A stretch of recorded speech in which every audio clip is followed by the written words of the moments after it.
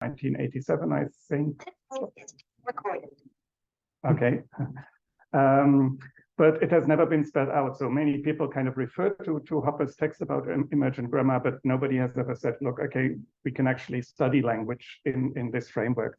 And this is what I would like to, and basically I would like to show that this is possible, and also to an extent how it is possible. So what I'm going to talk about today has three parts. The first part is basically sort of a quick deconstruction of what people wrote about reanalysis.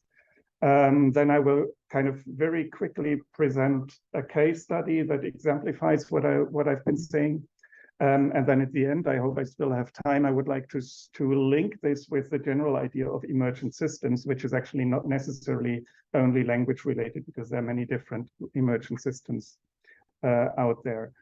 Please interrupt me if there is anything that isn't clear. I'm never really sure about the exact background of the audience. So if I'm talking about things that you've never heard of, if it doesn't make sense what I'm saying, then please just ask for clarification. That's always fine. So we start with reanalysis. It was Ronald Langacker in 1977 who introduced the term, and it's been sort of very widespread in the study of language change ever since. And he defines it as a change in the structure of an expression or class of expressions that doesn't involve any immediate or intrinsic modification of its surface structure. So what does it mean? He spells it out at several points in the same text, and as I see it, there are a couple of contradictions or difficulties in the way he tries to actually sort of narrow it down. So in a sort of just a page later, I'm not sure exactly, but sort of very closely to this definition, he also says that the term syntactic change will be construed quite broadly to include change at the morphological and semantic levels, as well as changes in syntax in the narrower sense. So what he says here is basically, so we have a phenomenon, and that applies to morphology, syntax, and semantics in the same way. And in fact, I mean, this was 1977, but still today, many colleagues talk about semantic reanalysis when they talk about language change. And I'm wondering if it makes sense to sort of, if we have a meaningful notion that explains us how people use language and how languages change, if we apply the same concept to syntax, morphology, and particularly also to semantics. That's a question. We can discuss that. But then within the syntactic level, he also says that two broad types of reanalysis can be discerned: resegmentation and syntactic/semantic reformulation.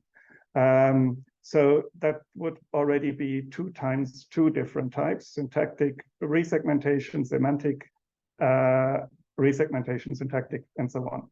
You know what I mean.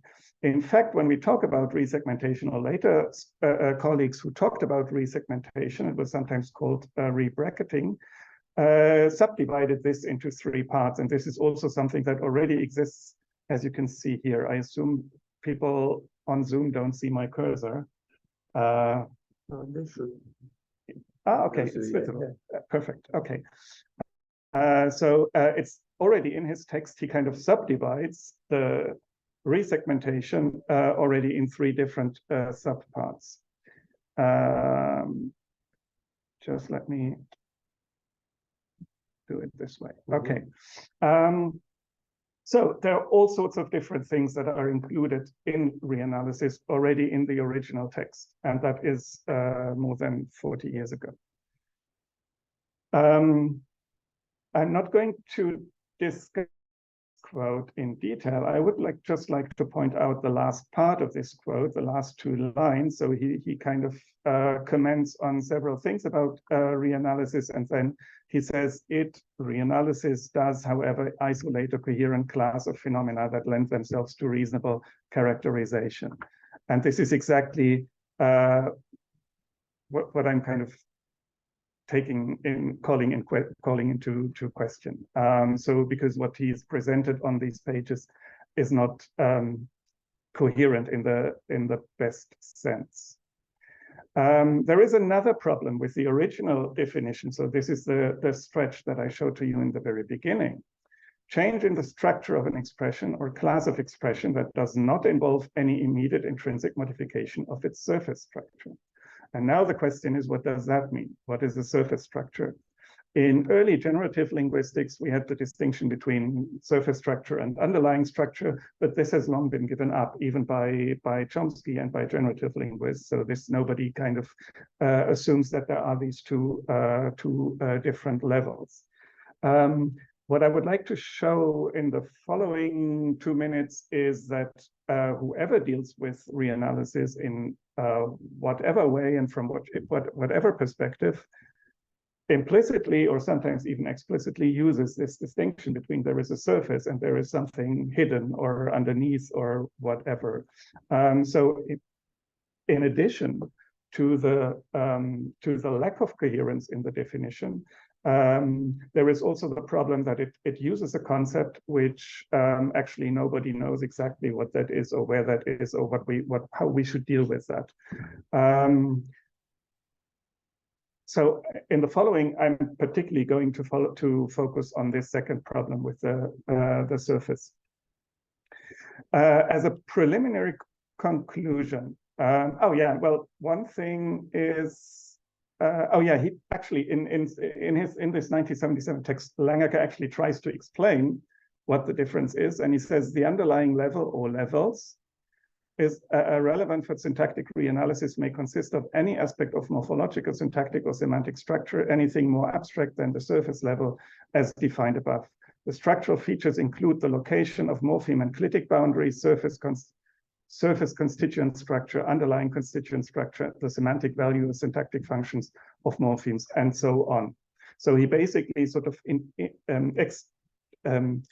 extensionally defines the underlying level by sort of just things that he puts in there. The interesting thing is that 10 years later, in his cognitive grammar, he writes, he actually sort of disputes these concepts, and he says these constructs, and he talks about surface underlying structure. These constructs imply that things are not really what they appear to be, that surface structure conceals a more fundamental level of grammatical organization, deep structure, which transformations distort, and so on. We know this from generative grammar. And then he says, cognitive grammar claims that grammatical structure is almost entirely overt. Things really are what they appear to be, provided we know how to interpret them properly. And before that, I didn't want to miss that out. Oh yeah, here, this is what I like. He says a model that should not rely on constructs which such tenuous claims to reality. Yeah, so he disputes the sort of the ontological status of these different levels himself. However, as I will show in a moment, yes. Is there an irony in those phrases? It sounds like it. Good point. I never thought about it. It sounds like it, but I don't think it is. So my preliminary conclusions: reanalysis does not describe, as Langacker originally claims, a coherent class of phenomena, and reanalysis is dependent on the assumption that there is something in language that cannot be seen, something that is underlying the visible sphere. Yeah. We could say now, and to an extent this is true, it's not fair to kind of bash a 1977 text. People were thinking in different terms back then. There was a different perspective on things. There were different theoretical ideas, and we should also acknowledge then that 10 years later, kind of Langacker revised his terms. This may be true for general linguistic theory, but when we talk about reanalysis, we can see that even today, the surface problem is still there. So if you want to talk about reanalysis as a meaningful notion, you need the distinction between surface and something below the surface. And this is what I'm going to discuss in the following. And this is an important quote. It's from a very recent special issue in Journal of Historical Syntax by Ulrich Detges and colleagues, and they write a very long and very thorough introduction about what has been said about reanalysis since 1977. And they point out the many differences that people focus on when they deal with the concept. But what they also say is that all standard definitions indicate that reanalysis is at a first stage covert. That is, one and the same utterance at the surface level allows for different underlying interpretations. So basically what they say, yes, the concept has developed and people have done different things with it, but this is what remains. Yeah. So the question is, if we talk about reanalysis, we imply that somebody analyzes things. And my question, also the question of the title, is who actually does the analysis? So who does the analysis in reanalysis? And most people would say it's the speaker. Yeah, the speaker analyzes structures, and then something new comes out as a result. And that seems plausible. Well, then some people, and this is probably the majority stance, say, well, actually, to be precise, it's not the speaker, it's the hearer. Because when you hear sort of a structure, then you analyze it, and sort of the change comes about when sort of the hearer has reanalyzed things and then kind of uses the reanalyzed structure in their own output. My question is, yes, but how do we know? I mean, this is sort of an empty box. It's kind of something we assume that something happens in the speaker's mind or brain or whatever you want, but this is something that we don't see exactly. We only see later linguistic change, but we do not see exactly what is happening. So in that sense, reanalysis is a hypothesis about what a speaker does, cognitively does, but no more than that. The surface problem, and here comes sort of or I believe that the main problem here is, or is grounded in the fact that whenever linguists identify reanalysis, they look at structures in isolation from the way people actually, when people actually talk, talk to each other, use language, yeah, in everyday situations. So the most famous examples where an underlying structure has the most famous examples that have been used for promoting the idea of an underlying structure or anything below the surface are actually those two phrases, one by Chomsky, one by Harrison and Campbell, which are said to be structurally ambiguous. However, if somebody says this to a buddy, to a friend, then they know exactly whether the intention is to say that the planes are dangerous or the flying of the planes is dangerous, or whether it's dangerous if relatives come to your house, or whether they say it's dangerous to visit relatives. So this is something that is always clear from the context. So these structures may look ambiguous to the linguist, but they never cause any communication problems in actual conversation. And I think this is something that we need to take into consideration. So structural and semantic ambiguity arise when linguistic data are studied in isolation from the context of the communicative interaction. And I think we need to include sort of the observations that immediately have to do with, okay, what happens when two or several people talk to each other? What is the implied shared knowledge? What does the environment contribute to information? What does intonation contribute to information, facial expressions, and all these things? It's not that I'm going to study these things, but I'm saying that all these things help speakers to solve the problems that linguists have. Yeah. So the most common and widespread textbook examples of reanalysis are exactly two examples. The one is the hamburger, with the sort of different morpheme structures, and the other one is going to construction. If you read about reanalysis, you find either both or at least one of these two examples in virtually all texts, at least on the textbook level. It's the linguists who do the dashes, the morpheme boundaries into the hamburger, and it's the linguist who do the square brackets into the going to construction. Speakers don't do that. We might raise the question, do speakers analyze the material in this way? But that's exactly the point where we say we cannot be certain. And a little later, I will show an example where I think it is plausible enough to say, okay, sometimes it doesn't make sense to assume that speakers do this. Yeah, but that will come in a few minutes. So reanalysis makes claims about what a speaker does on the basis of what a linguist sees or what a linguist analyzes, and there is no, at least not no direct evidence, and I also think that supposedly indirect evidence is weak, that a speaker interprets, analyzes, segments, resegments, categorizes the linguistic material the way a linguist does. So who then does the analysis in reanalysis? Well, I say it's the linguist who does the reanalysis. But then the question comes up, okay, what is it then that the speaker does when linguists observe reanalysis? Okay, and this is what I would like to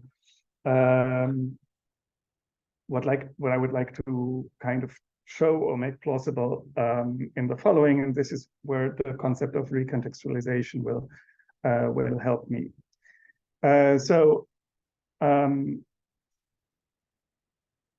I assume the following things. Speakers use familiar expressions in novel contexts. So actually what a speaker does is never something new, but speakers only use things that they have already used, that they're familiar with, but they apply it to new situations, to related situations, to similar situations. That's why it works, but to situations that are never fully identical.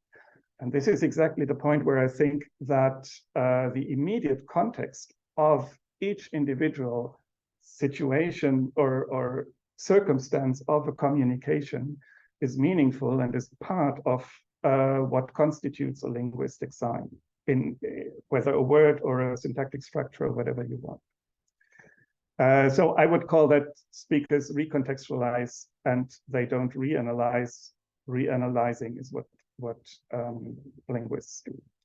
Second claim is that speakers don't need the same precision that linguists need when processing and re-employing structured linguistic material. I'm not sure if, no, I want to stay here. Exactly, because linguists don't have the context. So think of the examples with visiting relatives can be dangerous. When we just read that line, we don't know any motivation or any background of such an utterance. But when two people talk to each other and say something like this, they know they have a sort of a group of relatives in their minds that they talk about, which probably both know, or, you know. So this is exactly the type of information that linguists lack, but speakers have it. Yeah? And that's why speakers need a lower degree of specificity in the linguistic structures. And I would like to show this with a short example. I'm coming to my short case study. And I shortened this a bit because I would like to have enough time also for the emergent grammar part. But I would like to point out, no, this is exactly what okay. Hi.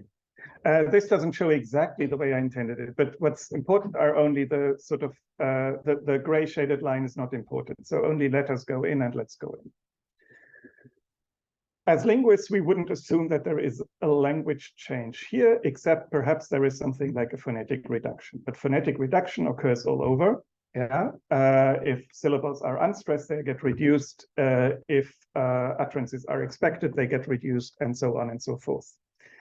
Structurally, and this is important for reanalysis, when we analyze the two lines, it's exactly the same thing. So we have a verb, let, which is used as an imperative because it's in the first position. That's kind of the way English encodes the imperative. Then we have an object plural pronoun, first person plural object pronoun, and then we have a verb phrase. Yeah, and the only difference is the phonetic reduction of the object pronoun. So in terms of structural change, there is no structural change if we compare those two lines. Yeah. However, you can use the reduced form, let's go in different contexts, or in contexts. No, you can use the long form in contexts in which you can't use the reduced form. So suppose I'm standing, I don't know, in front of a nightclub with a friend, and the bouncer doesn't like us, and they don't want us to go in, and then I'm arguing with the bouncer and say, come on, let us go in. So what I do is I address I address someone to whom I utter a request. Please allow us to go in. And the first person plural of the object pronoun refers to my friend and myself, but not to the bouncer.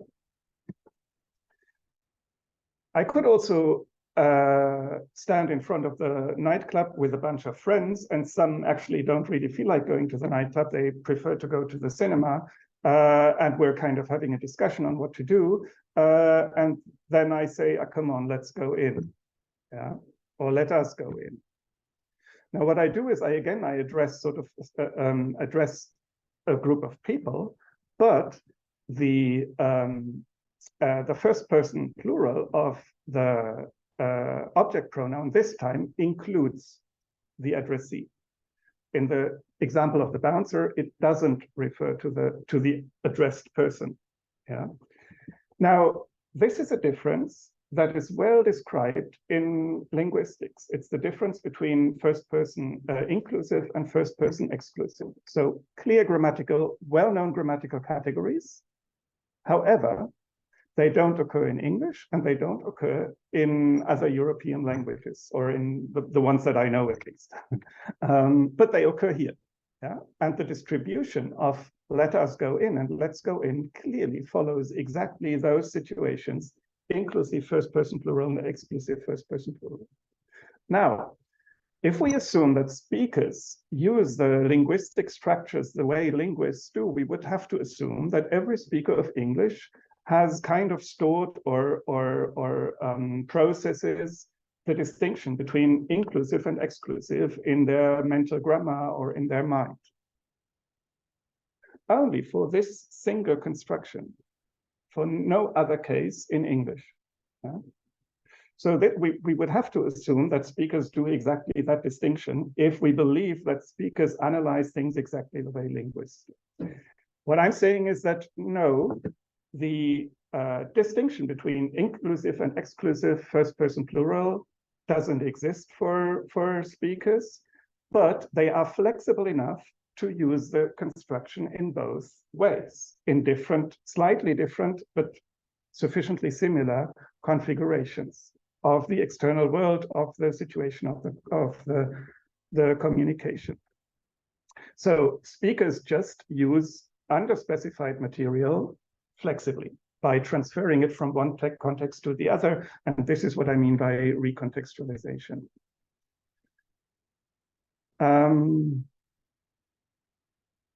There was something else that I wanted to add here, but I can't think of it right now. Yeah. Now, how come there is such a clear distribution in, for instance, a corpus, or when we observe many different speakers. The thing is, or the common explanation is phonetic reduction occurs with frequency. So the higher, the more frequent an expression is, the more likely it is to be phonetically reduced. I think this is true, but it is only true per contextual configuration. So what we see here is that instances in which the let us construction as some kind of a hortative or imperative are a lot more frequently used when the request, when the sort of the pronoun reference includes the addressee. It is rare when the addressee is excluded.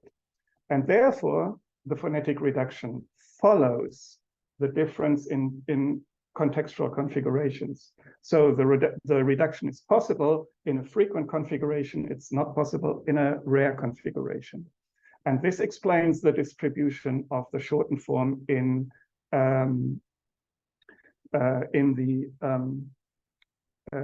at that point, I always confuse inclusive and exclusive. In the inclusive reading, and it's not possible in the exclusive reading. Right. Are you with me? Any questions? Okay. So once that is conventionalized, then we have a chunk, a syllable, let's, which seems to work as if it were an imperative marker on its own, so that it can be used as a sort of an imperative for another verb. Yeah, like in the second inclusive example, when I say let's go in, it could be read as an imperative of go, not as an imperative of allow. Yeah. And this is exactly what speakers continue. And that's why they can say something like, let's wash your hands. But if we have a structure like let's wash your hands, for instance, when a parent talks to their child, saying, let's wash, dinner's ready, let's go to the bathroom, let's wash your hands. This can mean two things. This can mean, okay, I request you, child, to go to the bathroom and wash your hands. Or it can mean, come on, you and me, we go to the bathroom and I help you washing your hands. Yeah. So what we have is we have no reanalysis of speakers, but simply sort of a structure that is underspecified, that is kind of used flexibly in similar contexts, but not exactly the same contexts. What this results in, if we kind of look at the entire story, is we have, if you look at the two green shaded lines, we have an imperative of let in the first position, and we have an a new imperative marker in English that is let's, and that can be used freely sort of for uttering requests. If a field worker discovers a completely new language and finds those two lines, they would not be able to connect sort of one imperative with the other imperative. They will only do this if they see kind of a sort of a mass of data and they can kind of have the in-between lines that we have here. However, the in-between lines are not steps as in reanalysis or in grammaticalization, but they always show underspecified and slightly ambiguous lines which speakers are capable of using flexibly in related but not exactly identical communicative situations. For the speaker, from line 1 to line 2, from line 2 to line 3, from sort of between each neighboring line or each subsequent line, they don't do any change. Yeah, the change only comes about if a linguist compares the first line and the last line. But the speaker, they don't have to do that.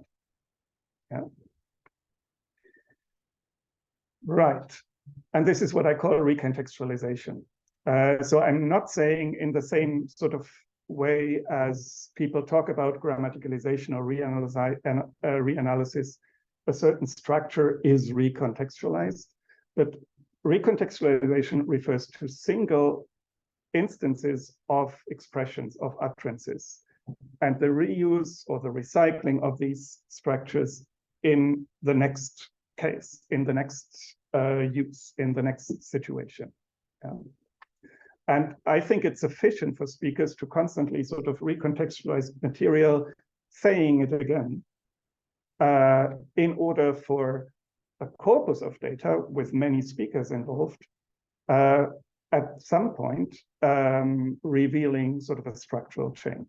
But that structural change doesn't need to happen anywhere sort of either under the surface or in a speaker's mind or something like this. Recontextualization comes from actually the study of primate behavior. So it's actually a term that comes from primate anthropology. And scholars have observed, for instance, varying tool use in different populations of chimpanzees. So they use sticks as tools. And some of them use them to dive into termite hives and then lick the termites. And then sort of depending from population to population, they use the sticks for slightly different things. They're all related and they can be derived to some core functions. But the way independent populations do this varies pretty much the same way as kind of linguistic varieties are similar, but have differences. Yeah. So that's where the term is borrowed, and I owe this to my colleague Anneliese Kuhle, who is both a linguist and also a biologist. You are eating the apes. Sorry? You are eating the apes. Yeah. Well, what I want to say is basically with this. Well, I mean, what I'm trying to say here is that when people use language, they don't, or they show a behavior that is attested also elsewhere. And of course, not only in great apes, but also in other areas of human interaction. And I'm going to give you an example of that in a few minutes. A related notion is Lévi-Strauss's notion of bricolage, where he talks about cultural development. And this is it's totally parallel. It means exactly the same thing.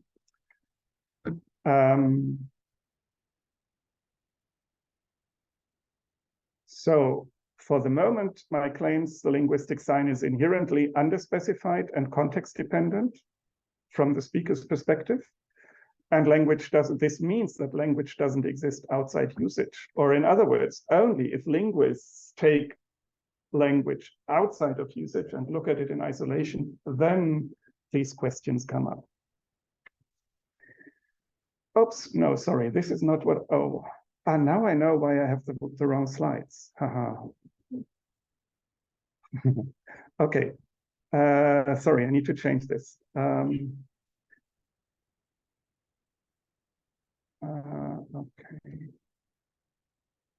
You agree that many non-linguists. I'm sorry? Many non-linguists are convinced that they can take language out of usage, and I know, yeah. we may make up rules for that. Yeah, the thing is, if I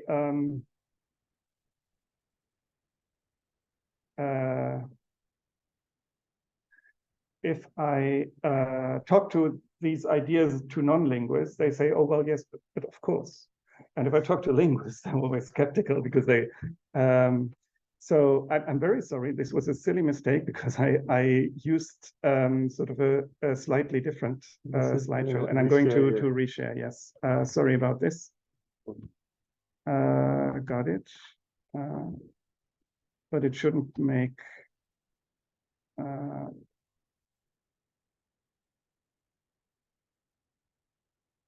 what should be it, I hope, yes. So, no.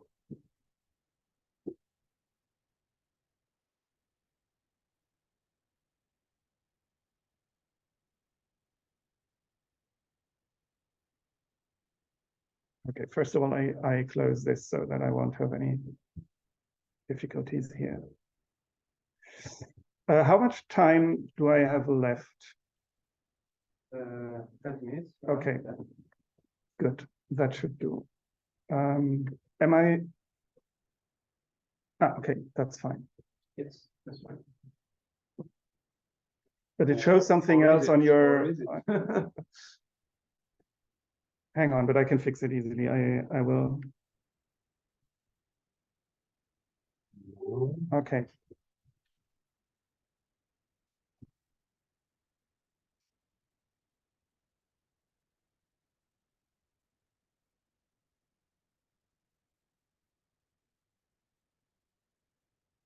Yes, that should be it.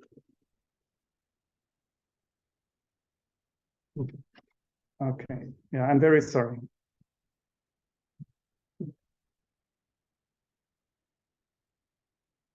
Yeah. So it's actually, although this wasn't intended and it was kind of my mistake, it's actually not bad that we have a kind of a short break, because I'm kind of start with a new thought now. Because I would like to briefly talk about 20 minutes, you said? Okay, because I would like to briefly talk about an emergent phenomenon that has nothing to do with language. So for the next like 10 minutes or so, we're not going to talk about language. And then after that, I will connect the two stories. So suppose you walk through a street in a city like Florence, and there is, I don't know, a band playing a juggler, some group of artists, and they're very sort of, they do very nice things, and you have a little bit of time in spare and you want to watch them. So you kind of approach and you watch. What do you do? The best thing for you would actually be to go right in front of the artist, because then you see and hear everything sort of in the best possible way, but nobody does that. Why? Because we also want to be, in a way, socially compatible. Yeah, we want people to like us, so we kind of are a little bit more considered, and we sort of give them space, and we also allow the others to have a good view. So we take a few steps back.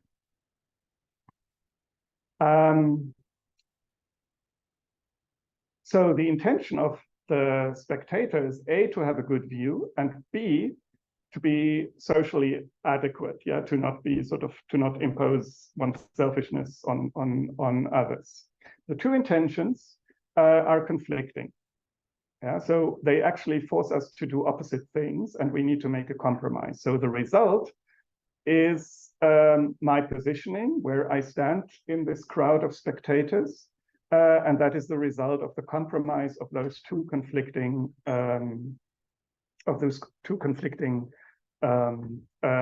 intentions. Sorry, Letizia, we've started a completely new stories. We are at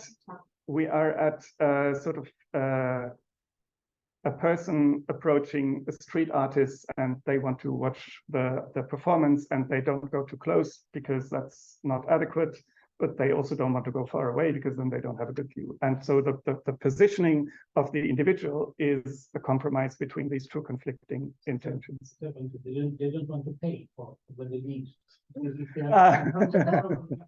That's of course, yeah. That might be an additional point. So the outcome, as I said, is a compromise. The outcome, however, is also something else. The outcome is that the crowd, the mass of people, shapes a structure. Because what happens when we position ourselves in these situations is we form a circle or a semicircle or an oval. So that is a structure. Now, nobody who comes there has said, oh, let's form a semicircle, then we all have a good view. Nobody does that. Nobody even thinks of, oh, okay, I should make sure that we form a semicircle. We don't just do that. Yeah, we don't think of these things. We only think about, okay, I want to watch these people. Yeah, but still, we have a perfect structure. And the structure can also be okay, so the fact that we observe a structure like a semicircle is based on the crowd's behavior, on the behavior of all people, not on the behavior of an individual. Yeah. For what we see then, or what we observe, is a geometrical structure, because circle or oval, those are geometrical concepts. So we use geometry in order to describe what we see, and the framework then is geometry. But we now are the people who observe this, who look at it. Yeah, not the people in the crowd who actually do this, who create this. Yeah. What this example shows, so we have different levels. We have the individual level, we have the collective, and we have the observer. So start with the individual and the collective. An individual act, so what the individual person does not require a single agent to intend, anticipate, know, or have competence in the collective result of many such acts. Yeah? So when many people together form the structure. And then we also have the observer, yeah, as a third level. An observer's analysis of a collective behavior is not identical with the individual agent's repertoire or knowledge or competence employed for contribution to the collective result. So the fact that the observers use geometry in order to describe what the mass of people doesn't mean that an individual needs any geometrical knowledge in order to stand there and actually contribute to shaping the crowd. Yeah? So we have three levels, and these three levels are independent of each other: the individual, the collective or the crowd, and the observer. And now the question is, what we've seen here is that a structure was formed by many people without that an individual intends to form that structure, or maybe they are even not aware that there is such a structure. Like if I go home and I say to my whatever family or friends, say, look what happened to me, I saw this band playing, and people formed a circle. That's just not what we do. Yeah, we observe the crowd, we observe the band, or maybe we observe the person next to us, but we don't really kind of find it remarkable that there is a, so this is not something that we kind of cognitively process or reflect on. The question now is, and this is an emergent phenomenon. Yeah, it's emergent because it's unintended, but it's structured, and it's also temporary. So the moment something happens, I don't know, rain starts falling or the band stops playing, the circle disperses and doesn't exist anymore. There is no circle anymore. The only place where the circle continues to exist is the observer's mind. Yeah, not the individual's mind, not the bystander's, the spectator's mind, the observer's mind. They kind of observe and analyze, and they might even write down, oh, people formed a circle or something like this. This is where it gains its permanency. And now I would like to see to what extent we can sort of draw an analogy to human language, and I believe we can. Yeah, that's basically sort of the main point that I would like to make. So we have an individual speaker, and speakers speak, or linguistic material is attested when people talk to each other. When I talk to people, I have two different intentions. One is clarity. I want to get my point across. But then I also don't want to bother the other person. I actually want to be liked. Yeah, I want them to like me or like what I'm saying. So I'm not being overly verbose, and I'm kind of continue talking and explaining all the details. So I kind of reduce my utterance to the adequate minimum, or to kind of a reduced form. So there is also, again, this conflict between sort of being perfect in terms of transfer of information, which we never do when we speak, and social adequacy. And there may also be other factors like articulatory mechanics and things like that, but I will leave them out. They, of course, they also play a role. And the action is the utterance, so that's kind of what comes out, literally. But this outcome on the individual level, so what comes out of my mouth when I talk to a buddy on the street, is a compromise between informational clarity and social adequacy. If many people do that over and over again, then what we find is that these utterances are structured.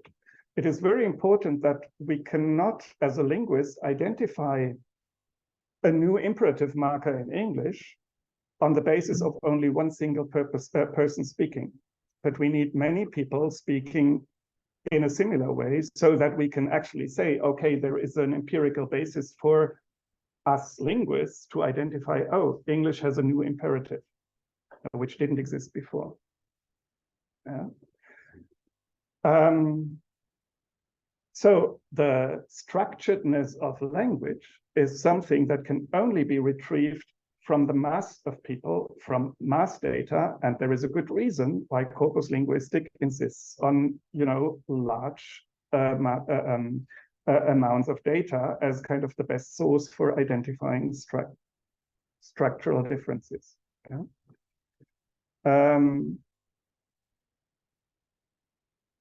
The empirical data for linguistic structures, for identifying and observing linguistic structures, is therefore the collective's behavior or the community's behavior, not a single person's behavior alone. And then, as an observer, we can analyze grammatical, or we can observe or identify grammatical structures. And the framework that we use is grammar. And grammar, of course, is a loose notion.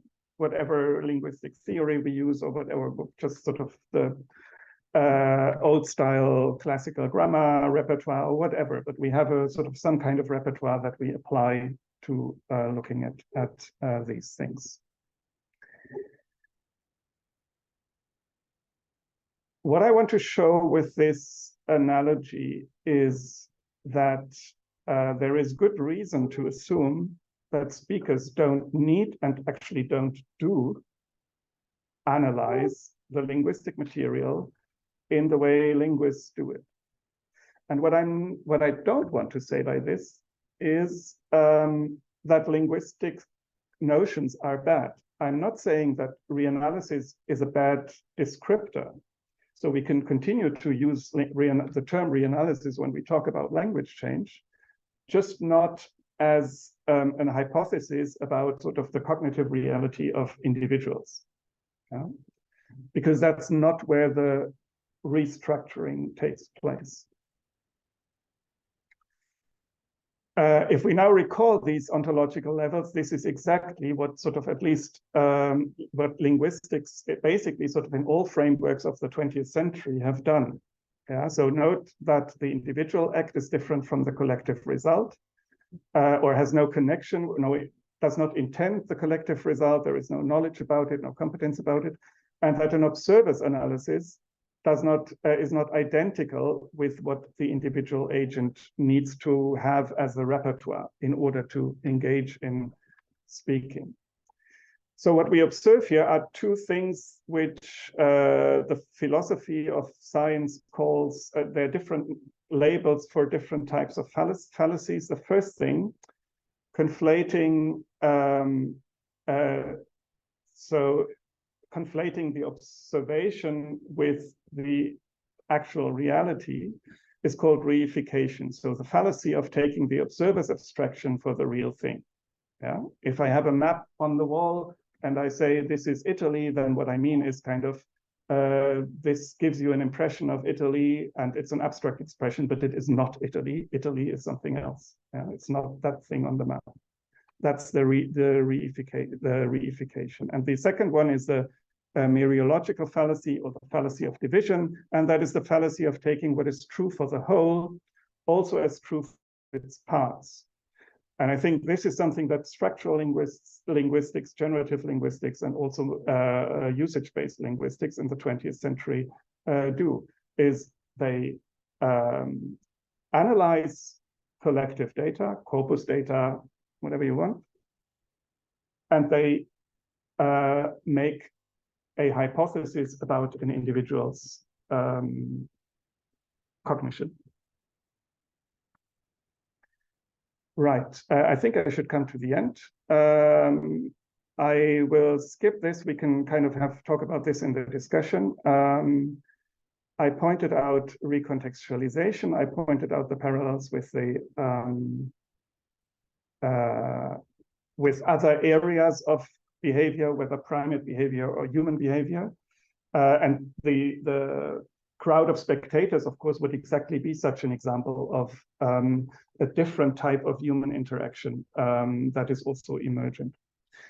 So speakers don't need explicit meta-linguistic knowledge in order to engage in linguistic communication. Hypotheses like the lexicon or the grammar in the speaker's mind are reification of Western codification practices, i.e. They kind of reproduce traditions of dictionary writing and traditions of grammar writing and sort of translate them into claims about cognition. The linguistic sign is inherently underspecified and context dependent. That's what I try to show with my Let's stories. So speakers need less specific structures in order to usefully use language.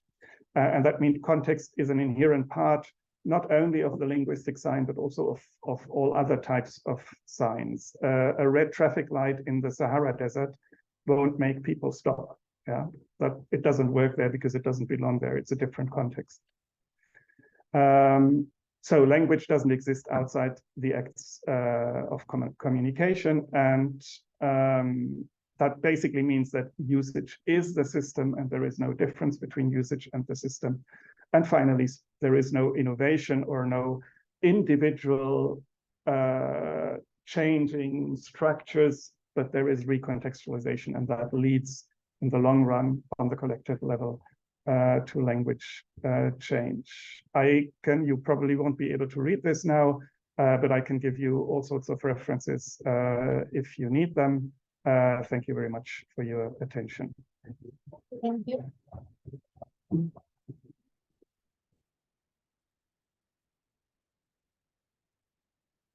Allora, se ci sono domande anche da nostri ascoltatori da remoto. You gave me a lot of ideas. I won't repeat them because they're too many. But the last one I think is rather good because what you said may already happen because the behavior of the group probably is why in English a boxing contest is held in a ring. Yeah. It was called ring because people formed a ring around it, even though it was square. Yeah.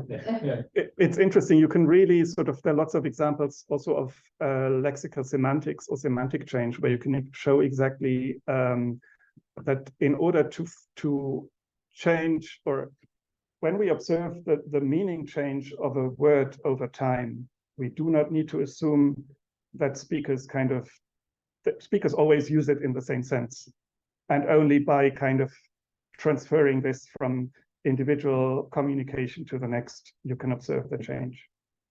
In a longer version, I have an example here. And I know you knew some Swedish. Have you ever heard the singer, the rock star, Robert Broberg?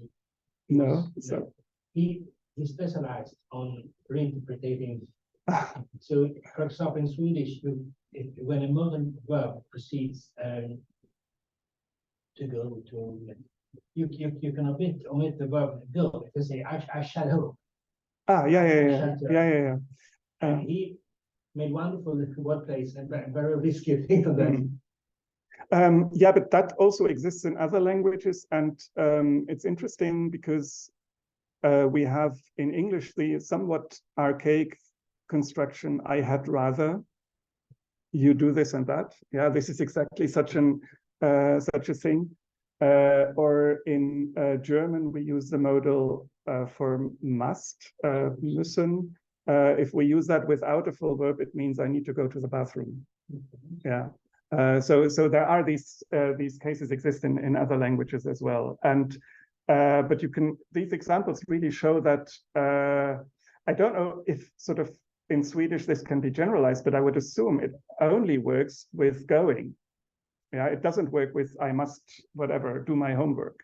When I just say I must, I would then mean I must leave. So it only works in sort of collocations that occur particularly frequently. But yeah, that is a very good example of this. Yeah. First one with it, I don't repeat it. Everybody knows in Italy the last 10 years have been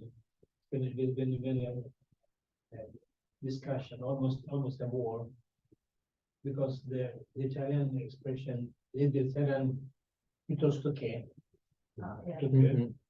has taken on the new meaning, which has been covering the old meaning of it's gone from rather than to or. Yeah.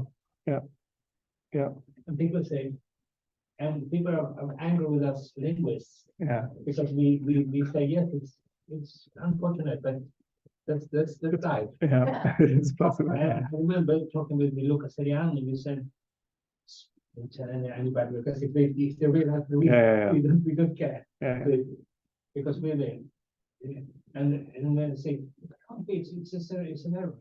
It's an error. But when everybody whenever they make it, it's not an error anymore. 100% of speakers can't be wrong. Yeah, and you see, and I would say, I would generally say speakers never make errors. Yeah.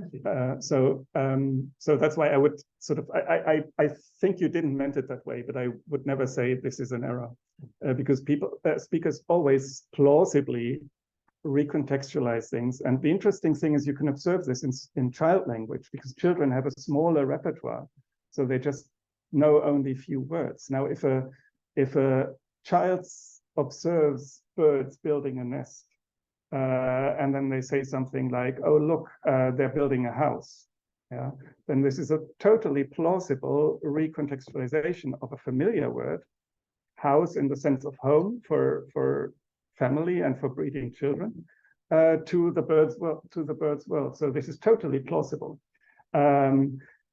Recontextualizations become more subtle the larger your repertoire becomes, because then you have kind of a more fine-grained inventory of things that you can use. But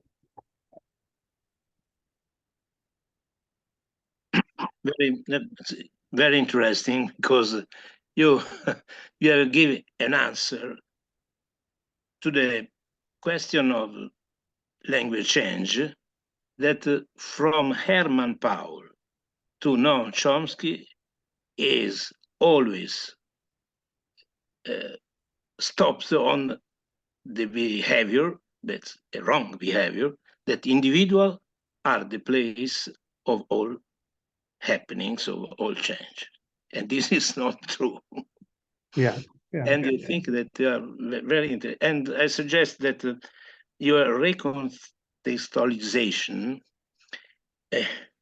may be nothing more than a kind of metaphor. Can you agree on this? Very good point. Thank you very much. I think both a metaphor and a recontextualization have an analogical structure. So they are analogies, because I take something that I am familiar with, and I transfer it to something that is sufficiently similar but not exactly the same. And this is what a metaphor does, and this is what my examples of recontextualization do. So yes, I do see the connection, and I absolutely agree. I would just say sort of the two are connected via or as different types of analogical acts. Would that make sense to you? Oh, thank you. Very good. So, in light of this, that you just said, what about the new context or the announcement in the case of technological production of letters? So that would be a recontextualization, like I'm using it in the next context, and this is the reductive form in the next context I see, but it's not a new context for me, right? It's right, doesn't make sense. So what's the new context of that? Or is reconstruction a concept broad enough to include both, like using less in a context that I already know? You always sort of what you combine is if you see sort of an utterance, a communicative act as a task. Yeah. Then what I would say speakers do is they say, okay, how have I solved a similar task before? I don't think, and I'm not 100% sure if I get your connection to phonetic reduction, but you can sort of clarify if you wish. So that is what happens with the let us construction, yeah. So whether this is an inclusive or an exclusive reading is totally irrelevant for the speaker, yeah. Just so that, but phonetic reduction is a different thing because phonetic reduction, that's basically remember that one point when I said, okay, I leave out the articulatory things because they are also important. It's a similar compromise because I want to be lazy with my articulatory organs, but I want to be clear enough. So the more an expression is expected, and that is a double thing because it means the more I expect my interlocutors to expect it, the more I reduce, the more I can be lazy. Yeah, and this is exactly what explains frequency. I sometimes make an experiment with my students where I don't know what they do here, but in Germany, when there are underground trains or local municipal trains, there is this common word which means kind of refrain. They just say refrain, zurückbleiben, refrain, and then the doors close. Yeah. So this zurückbleiben is very, very kind of long.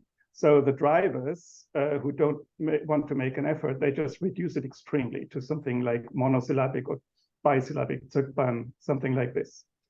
So I tell my students, oh, here's a German word, it's zurückbleiben, and they look at me and they don't have a clue what I'm saying. And then I say, now close your eyes. Imagine you're in an underground station. Think of the noises that you hear. Think of what you can see in an underground station. And then you hear this. And then they get it. So they get the contextual clues and they help sort of connecting the speaker. So this has to do with expectations. In a forest, you wouldn't understand this radically shortened word. In the underground station, you would. How to connect the two? The let's construction is more expected in an inclusive reading than in an exclusive reading. And that's why speakers afford more often or can afford more often to reduce it in an inclusive situation. And this brings about the difference in distribution. I'm not sure if that answers your question fully, because I think you were kind of pointing at something. Yeah, but you call this a recontextualization. The only thing that I call a recontextualization is the reuse of the same expression in a similar but not exactly identical new situation. That's what I mean by recontextualization. Okay, now I get it. No, phonetic reduction is not recontextualization. Okay. Sorry. Okay,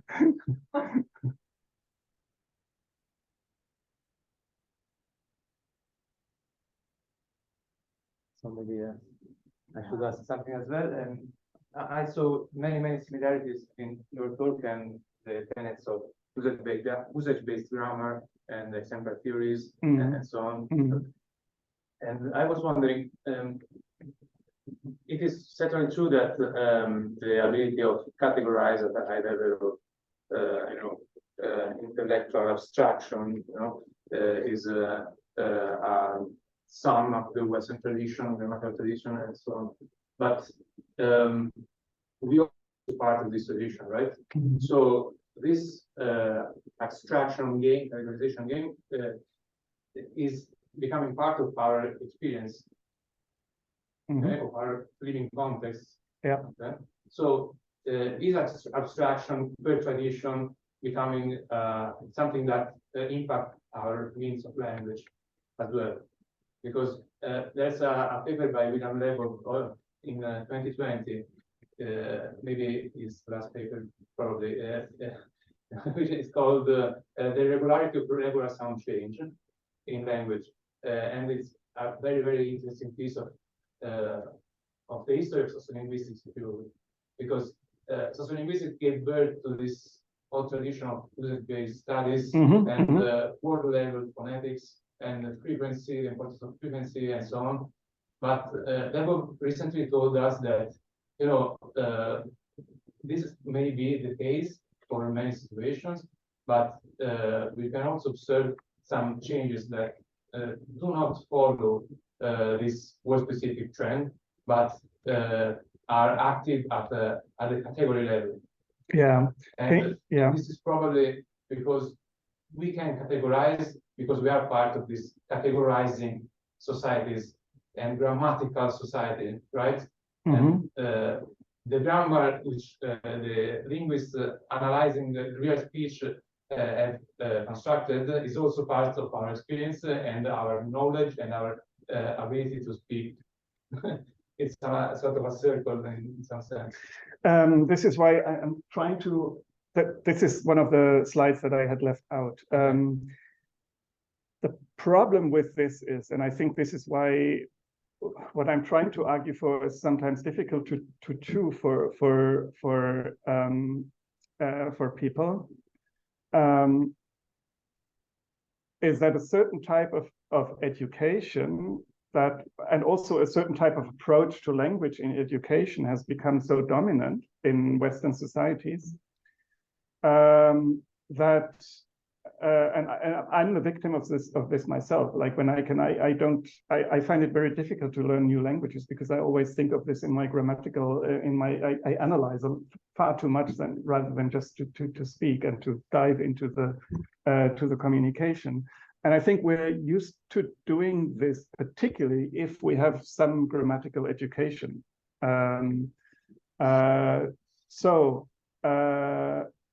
That, of course, disturbs the picture. So if I had 5 years of classical Latin in school, then I deal differently. The moment I am asked, okay, what's going on there? What did you observe? What did you do? But in that moment, I become an observer and no longer a speaker. Yeah, and there is a reason, I think, why people in areas of the world that are far away from Western educational schemes are a lot easier and a lot more widely multilingual than Europeans are. Exactly because of that reason. So what conflicts here is the meta level and the actual level of an agent. And I'm trying to share this, but I just that there is a, for some reason it doesn't work. So there is a difference between or some philosophers of mind have made they postulate different types of knowledge, and I kind of the terminology that I use here says it's implicit knowledge and explicit knowledge. So when I kind of after this talk and I go to my apartment here, then I don't, because I've done this before, and I don't need to analyze my route. I just go. Yeah, there is a cognitive activity. There is, my brain does something, because otherwise I wouldn't be able to do this. But this is different from, I'm completely new in a place, and I look at a map and I try to make sense of what I'm doing and where I'm going. And I think this is exactly the difference between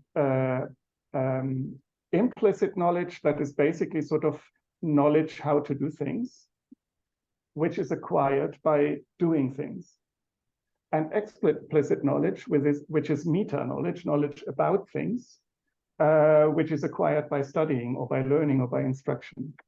And the problem with language is that in our culture, the two really are terribly blurred. Does that kind of at least partly answer your question? Yeah. I think Letizia had a... No, just maybe I know part of the answer, but one of the labor I have used using material is the acceptation. Mm-hmm. So acceptation would be an extreme case of acceptation, or would you say they are separate? Acceptation is just like grammaticalization and reanalysis, a useful term for description because it draws a nice analogy and it illustrates a phenomenon in a very nice way. And I think it's very useful because it also shows that there are parallels in different realms of evolution, linguistic evolution, biological evolution, and others. I just don't think bricolage. Yeah, exactly. Bricolage. I just don't think it's what speakers do. Yeah, speakers don't. What I said about reanalysis more or less applies to grammaticalization and to acceptation too. Speakers don't do this. Linguists observe it. Yeah, and I think this is the difference that I would like to make. And I'm very thankful because you were mentioning bricolage, because bricolage points at exactly that. So, for instance, the example that I'm often using, or that I'm using in my book, is scratching. You know, what in hip hop music, when they kind of.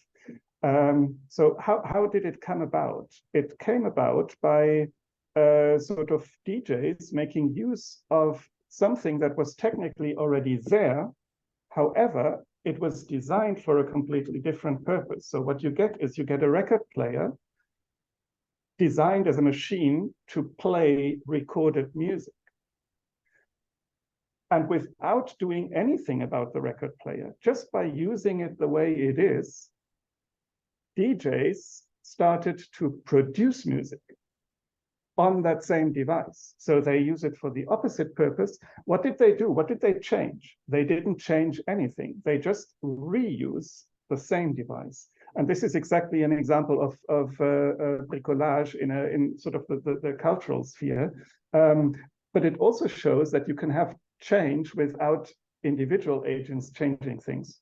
Yeah, they just do something similar but slightly different with the same machine, with the same inventory, the same devices. Does that make sense?